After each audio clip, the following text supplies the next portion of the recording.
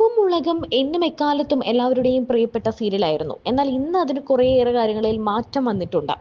ഇന്നിപ്പോൾ ആ സീരിയലിനെ പറ്റി നിരവധി വിമർശനങ്ങളും വിവാദങ്ങളും ഒക്കെ പുറത്തു വന്നിട്ടുണ്ട്. ആ വിവാദങ്ങളിൽ പെട്ട് ആ സീരിയലിനോടുള്ള ഒരു ഇഷ്ടം ആളുകൾക്ക് കുറഞ്ഞു തുടങ്ങി എന്ന് വേണമെങ്കിൽ പറയാം. ബിജു സോപാനത്തിനും SP ശ്രീകുമാറിനുമെതിരെയാണ് നടി പരാതി നൽകിയത്. ലൈംഗിക അതിക്രമ പരാതിയാണ് നൽകിയത്.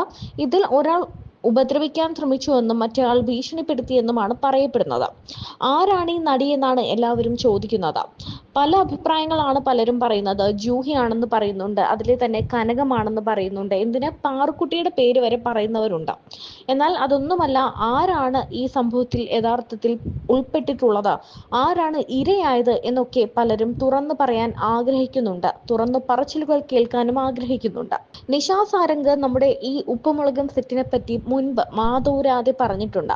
എന്നാൽ ആ സെറ്റിൽ തന്നെ പലതരം ഇഷ്യൂസ് ഉണ്ടായതായും ആ ഷോയിൽ നിന്നും ആ പരിപാടിയിൽ നിന്നും പരമ്പരയിൽ നിന്നും മാറി നിൽക്കേണ്ടി വന്നതിനെ പറ്റിയും ഒക്കെ നിഷാ സാരംഗ് മുൻപ് പറഞ്ഞിട്ടുണ്ട്. ഒരു ഇടവേളയ്ക്ക് ശേഷമാണ്, എന്ന് പറഞ്ഞാൽ ഈ 5 പേരും കുഞ്ഞുങ്ങളായിരിക്കുമ്പോഴായിരുന്നു ഭയങ്കര രസമായിട്ട് ആ പരമ്പര മുന്നോട്ട് പോയത്. അപ്പൊ എല്ലാവർക്കും ഭയങ്കര ഇഷ്ടമായിരുന്നു. അതിനുശേഷം നെക്സ്റ്റ് വന്നത് ഇവരൊക്കെ വളർന്ന ഒരു കാലഘട്ടമാണ്. അപ്പോൾ ആളിന്റെയൊക്കെ എണ്ണം കൂടി, കുറെ പുതിയ കഥാപാത്രങ്ങളൊക്കെ വന്നു. ആ സമയത്ത് ഇവരുടെ സ്വഭാവത്തിലും മാറ്റങ്ങൾ വന്നിട്ടുണ്ട് എന്ന് പറയുകയാണ് നിഷ സാരംഗ്. എല്ലാരും ഇഷ്ടമാണ്. എനിക്ക് ഒരിക്കലും അവരെന്നെ ഇപ്പൊ അഭിനയിക്കുകയാണെങ്കിൽ പോലും ഇപ്പൊ അവരൊക്കെ വളർന്നു, പക്ഷെ എങ്കിൽ പോലും എൻ്റെ ഉള്ളിൽ ഇപ്പൊ എൻ്റെ കുട്ടികളെ പോലെ തന്നെയാണ്. എൻ്റെ മനസ്സിൽ അവരെപ്പോഴും അങ്ങനെ തന്നെയാണ്. അവരൊരിക്കലും എന്നെ സ്നേഹിക്കാതിരിക്കില്ല, അല്ലെങ്കിൽ അവര് എപ്പോഴെങ്കിലും എന്നെ സ്നേഹിക്കണില്ല എന്ന് എൻ്റെ മനസ്സ് തോന്നിയാൽ എൻ്റെ കുട്ടികൾ എന്നോട് കാണിച്ചാൽ ഉണ്ടാവുന്ന അതേ വിഷമം എൻ്റെ ഉള്ളിലുണ്ട്. ഇതിലിപ്പോ ഇവരെല്ലാരും കുഞ്ഞായിരിക്കുമ്പോ തൊട്ട്, ഇപ്പൊ പാറക്കുട്ടി പ്രത്യേകിച്ച് തീരെ കുഞ്ഞായിരിക്കുമ്പോ തൊട്ട് കൂടെയുള്ള ആളാണല്ലോ. വലുതായി കഴിഞ്ഞപ്പോ ആർക്കെങ്കിലും ഒരാൾക്ക് എന്തെങ്കിലും ഒരു വ്യത്യാസം വന്നായിട്ട് ഫീൽ ചെയ്തിട്ടുണ്ടോ? ഈ 5 പേരിൽ ആർക്കെങ്കിലും കുറച്ചും കൂടെ പ്രായമായി കഴിഞ്ഞപ്പോ കേശുവിനോ ശിവയ്ക്കോ പാറുവിനോ? ഇല്ല, എല്ലാവർക്കും ഇഷ്ടമാണ് കേട്ടോ.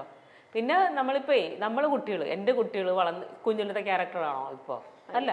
അവർ വളർന്നു കഴിയുമ്പോൾ അവർക്ക് അവരുടെ സ്വഭാവത്തിന് വ്യത്യാസം ഉണ്ടാവും, നമ്മളോടുള്ള ഭാഷയ്ക്ക് വ്യത്യാസം ഉണ്ടാവും, ഇല്ലേ? നമ്മളോട് എല്ലാ കാര്യങ്ങൾക്കും അതേ വ്യത്യാസം അവർക്കും ഉണ്ടാവും. അത് നമ്മൾ അക്സെപ്റ്റ് ചെയ്താൽ പിന്നെ നമുക്ക് വിഷമം ഉണ്ടാവില്ല. ഈ റിയൽ ലൈഫിൽ അവരെ വഴക്കൊക്കെ പറയോ? എവിടെ ഉപ്പുമുളക്? ഓ, വഴക്കൊക്കെ പറയോ? ഇനി ഓൺ സ്ക്രീനിൽ, ബിഗ് സ്ക്രീനിൽ നമ്മളെ കുട്ടികളെ, എന്റെ കുട്ടികളെ വഴക്കൊന്നും പറയുന്ന അത്രയും ഇതിൽ പറയില്ല. കാരണം നമുക്കത് പറയാൻ സ്വാതന്ത്ര്യം കുറച്ച് കുറവായിരിക്കും എങ്ങനെയൊക്കെ ആണെങ്കിലും. ശരിയാണ്. ബിഗ് സ്ക്രീനിലുണ്ടായിരുന്ന ചില സിനിമകളിലെ മക്കള്, അവരുടെ പേര് ഞാൻ പറയാം, അവരെ പറയുമ്പോ ഓർക്കുന്ന ഒരു ഇൻസിഡന്റ് പറയണം കേട്ടോ. മാത്യു, തണ്ണീർമത്തൻ, പിന്നെ പ്രകാശം മറക്കട്ടെ. എന്തെങ്കിലും ഒരു ഓർമ്മ, അവരെ കുറിച്ച് ആലോചിക്കുമ്പോൾ മനസ്സിൽ വരുന്ന ഒരു മെമ്മറി? പാവം കുട്ടി കേട്ടോ, ഭയങ്കര പാവമാണ്. മാത്യു ഇങ്ങനെ ആരുടെ സംസാരിക്കില്ല, എന്ത് പറഞ്ഞാലും അങ്ങനെ ഭയങ്കര ക്യൂട്ടാണ് അവർക്ക്. ഭയങ്കര നമുക്കിപ്പോ നമ്മള് മോനായിരുന്നെങ്കിൽ എന്നൊക്കെ ചിന്തിക്കുന്ന ഒരു ടൈപ്പ് സ്വഭാവം. ഓക്കെ, അടുത്തത് അനശ്വര. കുസൃതി കുട്ടിയാണ്. ഭയങ്കര എന്നോട് ഇപ്പൊ തണ്ണീർമത്തൻ ചെയ്യുമ്പോഴാണെങ്കിലും ഭയങ്കര സ്നേഹമായിരുന്നു. ഷോട്ടിലല്ലാത്ത സമയത്തൊക്കെ ആണെങ്കിലും ഭയങ്കര ഉളുപ്പുമ്പളയിൽ കുട്ടികൾ കാണിക്കുന്ന പോലെയൊക്കെ ആയിരുന്നു. ഇപ്പോഴും അതെ, എവിടെയെങ്കിലും വെച്ചിട്ടുണ്ടാ ഓടി വന്ന് കെട്ടിപ്പിടിക്കും. അപ്പൊ അതും ഇതേപോലെ തന്നെ നമുക്ക് ഭയങ്കര ഇഷ്ടമാണ്. മോളായിട്ട് ചെയ്ത കുട്ടിയാണല്ലോ. അപ്പൊ ആള് ഇപ്പം എന്താ പറയാ, ഭയങ്കര വലിയ ആക്ട്രസ് ആണ്, ഭയങ്കര തിരക്കിൽ ഓടിയെടുക്കും. ഇപ്പൊ സിനിമ കണ്ടിട്ട് അഭിപ്രായം പറയാം, അങ്ങനെ എന്തെങ്കിലുമൊക്കെ ചെയ്യാം? അങ്ങനെയൊക്കെ ഉണ്ട്. നമ്മള് പലപ്പോഴും പല സിനിമയുടെയും റിലീസിങ്ങിന് എന്നൊക്കെ ഒന്നിച്ച് കാണലൊക്കെ ഉണ്ട്. അപ്പൊ വന്ന് പറയാം. അപ്പൊ ഏതെങ്കിലും എന്റെ ഇന്റർവ്യൂസ് കണ്ട കാര്യം അല്ലെങ്കിൽ ഫിലിം കണ്ട കാര്യം ഒക്കെ പറയും. സംസാരമൊക്കെ ഉണ്ടെന്ന് ഇടയ്ക്ക് ഫോണിലൊക്കെ സംസാരിക്കലുണ്ട്. ഷറഫ് എന്ന് വെച്ചാല് നമ്മള് കാണുമ്പോ വലിയ സ്നേഹമാണ്. പിന്നെ വലിയൊരു കുട്ടി ഷറഫ് തന്നെ പറഞ്ഞു, ഇതാണ് എന്റെ അമ്മ. അത് സത്യം പറഞ്ഞ സ്ക്രീനിൽ കണ്ടപ്പോൾ ആനന്ദപരമാനന്ദത്തിൽ കാണുമ്പോഴേ ഷറഫിന്റെ അമ്മയാണ്, അമ്മ എന്ന് വിളിക്കാൻ പറ്റില്ലട്ടോ അതൊക്കെ പറയാം. അപ്പൊ പക്ഷെ നല്ല ഭയങ്കര സ്നേഹമാണ് കേട്ടോ, നല്ല പാവം കുട്ടിയാ. അന്നയെ എനിക്ക് കുഞ്ഞിലേ തൊട്ട് അറിയാം. അന്നെന്ന് വെച്ചാല് ഞാന് ആദ്യമായിട്ട് അഭിനയിക്കുന്നത് അന്നയുടെ അച്ഛന്റെ നാടകത്തിലാണ്. എന്റെ ശരിക്കും പറഞ്ഞിട്ടുണ്ടെങ്കിൽ അത് കഴിഞ്ഞ ദിവസം എനിക്കൊരു അവാർഡ് ഉണ്ടായിരുന്നു, നമ്മുടെ കേരള വിഷന്റെ. അപ്പൊ അവാർഡ് മേടിക്കാൻ ചെന്നപ്പോഴത്തേക്കും ബെന്നിച്ചയുടെ ഫ്രണ്ടിലിരിക്കണു. അപ്പോഴാണ് ഞാനൊരു സത്യം, ഇത്രയും കാലം പറയാത്തൊരു സത്യം അവിടെ പറഞ്ഞു ഞാൻ. കാരണം വെച്ചാല് ഞാൻ ആദ്യമായിട്ട് അഭിനയിക്കുന്നത് നാടകത്തിലാണല്ലോ. അപ്പൊ എനിക്ക് അല്ല ഈ അഗ്നിസാക്ഷി കഴിഞ്ഞിട്ടില്ലേ നാടകത്തിൽ പോയ?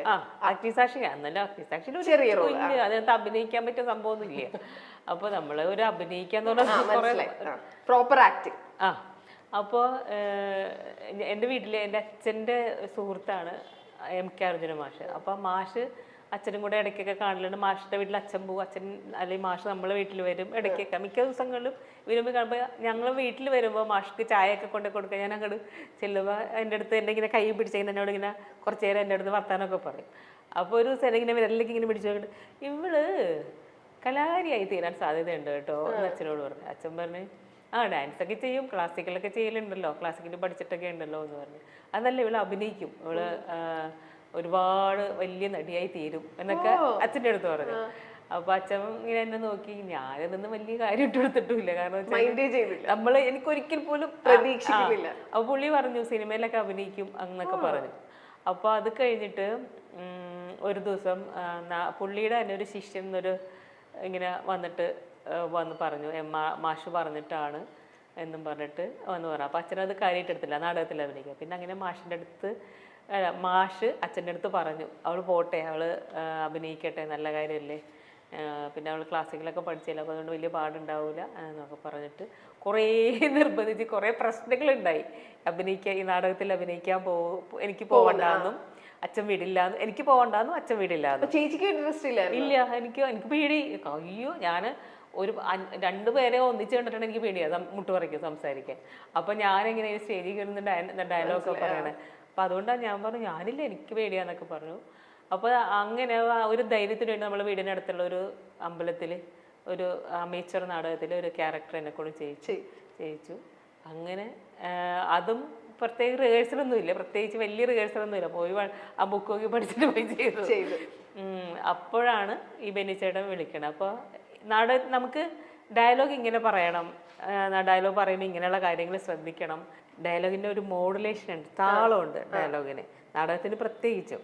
അപ്പോൾ ആ താളം എങ്ങനെ, അപ്പോൾ അങ്ങനെയെല്ലാം എനിക്ക് പറഞ്ഞു തന്നതും നിൽക്കേണ്ടത് എങ്ങനെ സ്റ്റേജിൽ, നമ്മളങ്ങനെ കുറേ കാര്യങ്ങളുണ്ടല്ലോ, അങ്ങനെ ബേസിക് സംഭവങ്ങളെല്ലാം പഠിപ്പിച്ചു തന്നത് പുള്ളിയാണ്. ഡയലോഗ് എങ്ങനെ പറയണം എന്ന് എനിക്കെന്ന് വെച്ചാൽ പേടിയുള്ള ഒരാളായിരുന്നല്ലോ. അപ്പോൾ ഞാൻ അപ്പോൾ അവാർഡ് മേടിച്ചപ്പോൾ ഞാനത് വെനിച്ചേട്ട ഫ്രണ്ടിലിരിക്കുന്നതുകൊണ്ട് ഞാൻ പറഞ്ഞു എൻ്റെ ഗുരു. അപ്പോൾ അങ്ങനെ അത് ചെയ്തുകൊണ്ട് നിൽക്കുമ്പോഴാണ് പിന്നെ ഏതൊരു സിനിമയിലേക്കൊക്കെ വിളിച്ചു. അപ്പോൾ പുള്ളി പറഞ്ഞു നീ നാളെ വലിയ നടിയൊക്കെ ആയി തീരും, സിനിമയിലൊക്കെ അഭിനയിക്കുമല്ലേ അപ്പോൾ നാടകം കഴിഞ്ഞ്. ഞാൻ പറഞ്ഞു അറിയില്ല വെനിച്ചേട്ടാ, വലിയ നടിയൊക്കെ ആയി കഴിയുമ്പോൾ ഞാനാണ് ഗുരു എന്നൊന്നും പറഞ്ഞേക്കരുത്, ഗുരു എന്നൊന്നും പറഞ്ഞേക്കരുത്. ഞാൻ ചോദിച്ചാൽ അതെന്താ, നീ അഭിനയിച്ച് കുളമാക്കിയിട്ട് ഞാൻ ആ ഗുരു എന്ന് പറഞ്ഞിട്ടുണ്ടെങ്കിൽ നാടൊക്കെയാണ് എനിക്ക്. അപ്പോൾ നീ അങ്ങനെ പറയണമെങ്കിൽ വല്ല സ്റ്റേറ്റ് അവാർഡൊക്കെ കിട്ടി വലിയ നടിയൊക്കെ ആയി കഴിയുമ്പോൾ പറഞ്ഞോ. അപ്പോൾ എനിക്ക് ചിരി വന്നായി, കാരണം എന്തായാലും എനിക്ക് സ്റ്റേറ്റ് അവാർഡൊന്നും കിട്ടില്ല എന്ന് എനിക്ക് നല്ല ഉറപ്പ് അന്ന് ഉണ്ടല്ലോ. അപ്പോൾ അതുകൊണ്ട് ഞാൻ ചിരിച്ചു, ശരി പറയല്ല എന്ന് പറഞ്ഞു. പക്ഷേ ആ നാടകം അഭിനയിച്ചു, അത് കഴിഞ്ഞ്. പക്ഷെ ബെന്നിച്ചേട്ടൻ അന്നും പറഞ്ഞു കേട്ടോ, നീ നാടകത്തിൽ അഭിനയിക്കുന്ന പോലെ അല്ല, നിന്നെ അതുകൊണ്ട് ഞാൻ പഠിപ്പിക്കാൻ അധികം നിൽക്കില്ല, കാരണം വെച്ചാൽ നീ നാടകത്തിൽ അഭിനയിക്കുന്ന പോലെ അല്ല അഭിനയിക്കുന്നത്, നീ വളരെ സാധാരണ വീട്ടിലൊക്കെ പറയുന്ന പോലെ തന്നെയാണ് നാടകവും ചെയ്യണത്. അപ്പോൾ അതുകൊണ്ട് ഞാൻ അത് തിരുത്തല്ല, അങ്ങനെയും പോട്ടെ നാടകം. ആ നാടകം അങ്ങനെയാണ് ഞാൻ അഭിനയിച്ചത്. നാടകത്തിൽ ഡയലോഗ് പറയുന്ന പോലെയേ അല്ല, നമ്മൾ വീട്ടിലൊക്കെ പറയുന്ന പോലെയാണ് അഭിനയിച്ചത്. പുള്ളി പറഞ്ഞാൽ ഇങ്ങനെ തന്നെ പറഞ്ഞാൽ മതി, അത് മാറ്റാൻ ഞാൻ ശ്രമിക്കില്ലേ, മാറ്റാൻ എനിക്ക് അങ്ങനെ പറയാൻ പറ്റണില്ല, മനസ്സിലായി. അപ്പൊ പുള്ളി അങ്ങനെ തന്നെ അഭിനയിച്ചാൽ മതി എന്ന് പറഞ്ഞു. അപ്പൊ ആ ഒരു ഇത് നല്ലൊരു ഗുണം തന്നെയായിരുന്നു സത്യം പറഞ്ഞാൽ, അങ്ങനെ തന്നെ.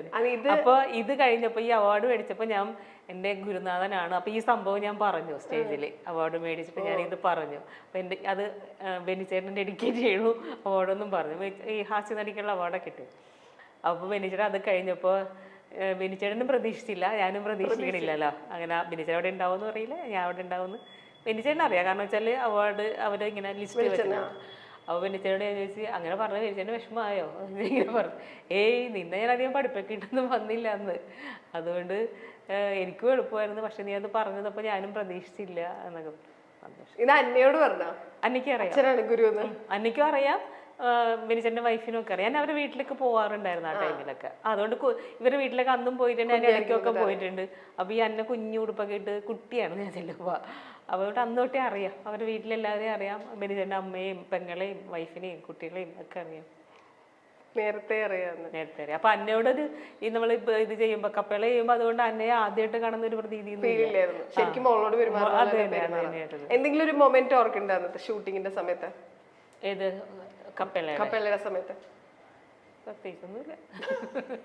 അത് നമ്മൾ ഏതാണ് കപ്പലയുടെ ലൊക്കേഷന്റെ അടുത്ത് തന്നെയായിരുന്നു പ്രകാശം പറക്കട്ടെയും ലൊക്കേഷൻ. അതെ, രണ്ടും അടുത്തടുത്ത് തന്നെയായിരുന്നു. രണ്ടും ഒരേ ആണോ? സെയിം ടൈം ആയിരുന്നു? സെയിം ടൈം അല്ല, സെയിം ലൊക്കേഷൻ ആയിരുന്നു. എവിടെയായിരുന്നു അത്? എന്താണ് സ്ഥലത്തിന്റെ മറ്റേ മുക്കം എന്ന് പറഞ്ഞ സ്ഥലമില്ലേ, അവിടുന്ന് കുറെ ഹൈ റേഞ്ചിലേക്ക് പോണം. പേര് ഞാൻ ഇപ്പൊ ഓർമ്മയില്ല. നല്ല ഓർമ്മക്കുറവുള്ള കൂട്ടത്തിലാണ്. നല്ല ഓർമ്മക്കുറവെന്ന് കൊച്ചെ ഈ ഒരു കുടുംബത്തിന്റെ മൊത്തം ഭാരെടുത്ത് തലവെക്ക്, അപ്പൊ മനസ്സിലാവും. അപ്പൊ മനസ്സിലാവും ഓർമ്മയൊക്കെ പോകുന്നത്. അർജുൻ അശോക്,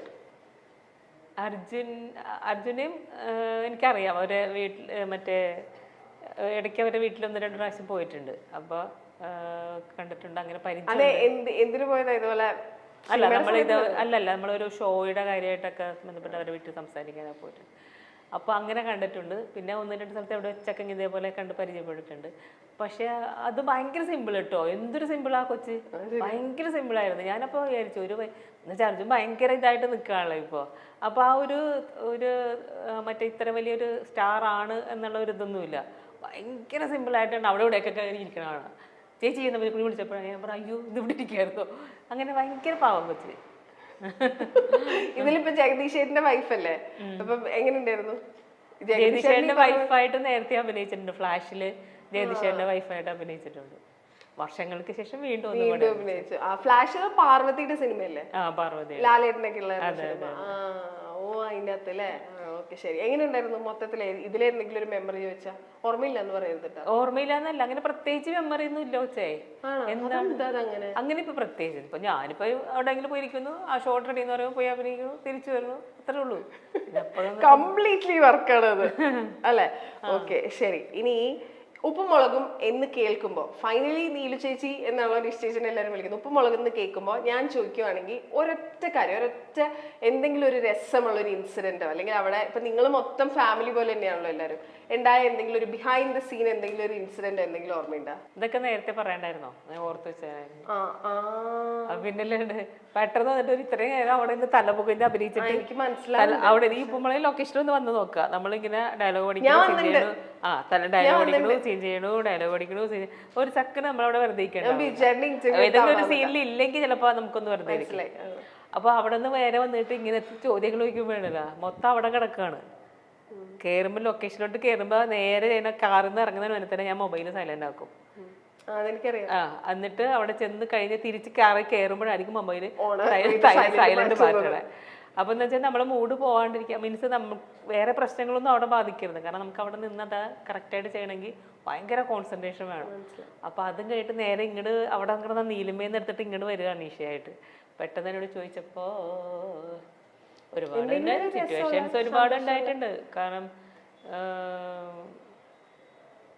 വിജയുടെ ഒരു ദിവസം സീനില് വലിയ വൈകിട്ട് ഞാനതോ ഓഫീസിൽ ഏതോ മീറ്റിങ്ങിൽ പോയിട്ട് ഞാൻ വിളിച്ചിട്ട് ഫോൺ എടുക്കണില്ല. അപ്പോൾ ഫോൺ എടുത്തിട്ട് ഞങ്ങൾ സീൻ ചെയ്യും. അപ്പോൾ ഞാൻ വൈകി വന്നതിന് എന്നെ ഭയങ്കരമായിട്ട് വഴക്ക് പറയാണ്. നിന്നെ വിളിച്ചിട്ട് നീ ഫോൺ എടുത്തില്ല. അപ്പോൾ ആരോ ഫോൺ എടുത്തിട്ട് പറയാണേ നിഷാ മാഡം അവിടെ ഇല്ലാന്ന്. ഞാൻ പറഞ്ഞു എന്തോ ഏത് മാഡം? ഞാൻ ഫോൺ എടുത്തിട്ട് നീ ആരോ ഫോൺ എടുത്തിട്ട് പറയണേ നിഷാ മാഡം അവിടെ ഇല്ല, മീറ്റിങ്ങിലാണ്. നീ ആര്? നിഷാ മാഡം ഫോൺ എടുത്തെങ്കിൽ ഞാൻ എന്തോടും. അപ്പൊ എന്ന് വെച്ചാൽ മീൻസ് പുള്ളി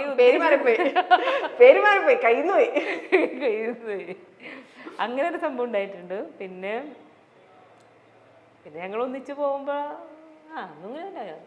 ഇന്ദ്രൻ ചേട്ടൻ, ജഗദീഷ് ചേട്ടൻ, അങ്ങനെ കുറെ വെറ്ററനായിട്ടുള്ള ആക്ടേഴ്സിന്റെ കൂടെ ഒക്കെ അഭിനയിച്ചിട്ടുണ്ട്. കൂടെ അഭിനയിക്കണം എന്ന് ഭയങ്കര ആഗ്രഹമുള്ള ആരെങ്കിലും ഉണ്ടോ?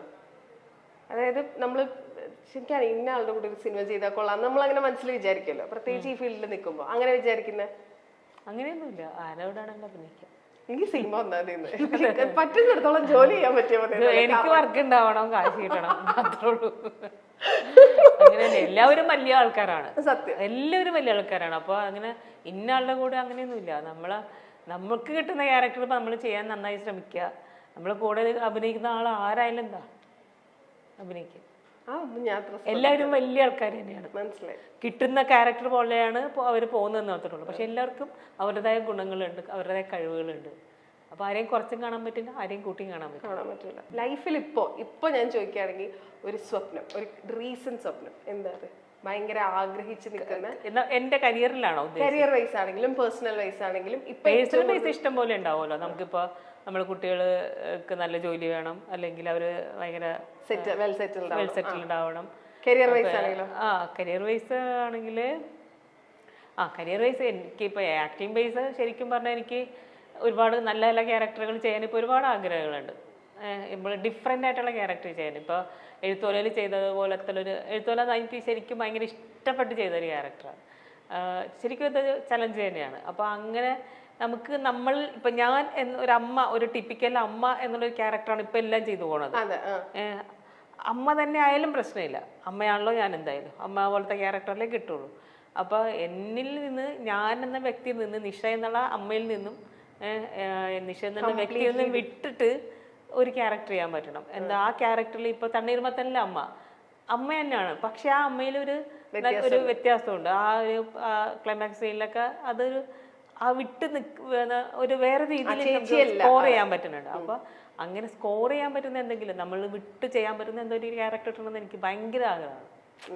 എന്ത് കൈൻഡ് ഓഫ് ഫാക്ടറാണ്? നമ്മളിപ്പോ മീറ്റിംഗ്സിനൊക്കെ പോകുമ്പോഴാണെങ്കിൽ നമ്മൾ ഡയറക്ടേഴ്സിനെയും പ്രൊഡ്യൂസേഴ്സിനെയും ഒക്കെ കാണുന്നുണ്ട്. അങ്ങോട്ട് ചാൻസ് ചോദിക്കും, എനിക്ക് ഇങ്ങനെ സിനിമ അഭിനയിക്കാൻ താല്പര്യമുണ്ട്, ചോദിക്കുന്ന ആളാണോ? ഇല്ല, അങ്ങനെ ഒരു കുഴപ്പമുണ്ട് എനിക്ക്. അതൊരു കുഴപ്പമാണ്. അത് കുഴപ്പമായിരിക്കാം, കുഴപ്പമില്ലായിരിക്കാം, പക്ഷെ അങ്ങനെ ഒരു ഇതുണ്ട്. എനിക്ക് ഭയങ്കര, നമ്മൾ ചോദിച്ചാൽ അവരെന്ത് വിചാരിക്കും, അങ്ങനെ ബുദ്ധിമുട്ടാവോ? അങ്ങനെ ചിന്തിക്കലുണ്ട്.